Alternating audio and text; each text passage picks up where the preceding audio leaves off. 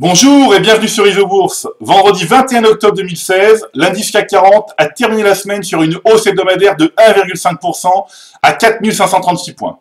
Passons tout de suite à l'analyse des marchés dans le logiciel ISOBourse. Alors en hebdomadaire, cela fait maintenant 13 semaines que la courbe de pression ISOBourse 5 semaines du CAC 40 évolue au-dessus de la courbe 20 semaines. Alors même si l'indice phare de la bourse de Paris a peu progressé depuis fin juillet 2016, les courbes de pression ISOBourse ne montrent aucun signe de faiblesse à court terme.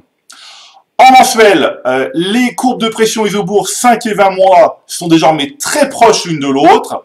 Alors s'il est confirmé, le croisement haussier des deux courbes marquera la fin de la consolidation moyen terme du CAC 40 débutée en septembre 2015.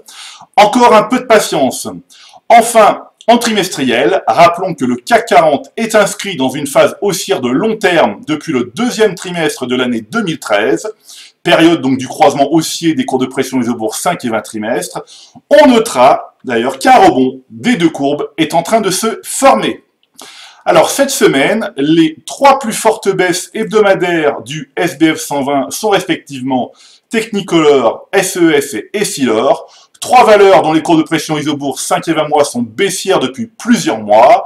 On vérifie ici avec Essilor, donc depuis février 2016, les courbes sont baissières. On reste à l'écart de cette valeur. Ici, SES, donc un croisement plus ancien depuis juin 2015. La valeur a beaucoup baissé, on reste toujours à l'écart de cette valeur et on y restera tant que les courbes ne se seront pas recroisées à la hausse. Et enfin ici avec Essilor, donc un croisement baissier qui date de janvier 2016, les courbes sont baissières, on reste également à l'écart d'Essilor. Alors, passons maintenant à l'analyse des positions du fonds Martin Morel Impulsion France, donc le fonds qui base sa stratégie sur la pression ISOBourse.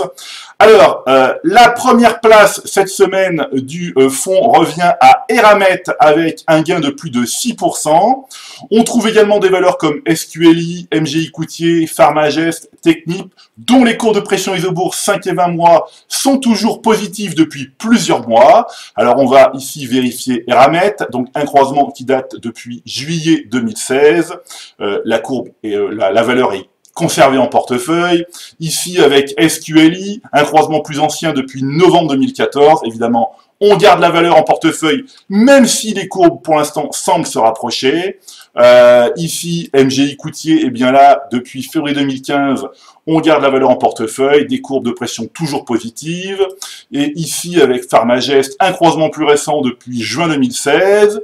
Et enfin, une valeur que nous avons abordée à plusieurs reprises déjà, Technip, qui progresse effectivement très bien depuis son croisement haussier validé en mai 2016. Voilà, donc, comme chaque semaine, eh bien, je recommande de rester à l'écart des valeurs dont les courbes de pression ISOBourse 5 et 20 mois sont baissières et de conserver les autres en portefeuille. N'oubliez pas le dernier stage ISOBourse de l'année 2016 qui aura lieu samedi 5 novembre à Paris. Voilà, c'est tout pour aujourd'hui. Je vous donne rendez-vous la semaine prochaine. Et d'ici là, eh bien, restez avec nous sur ISOBourse.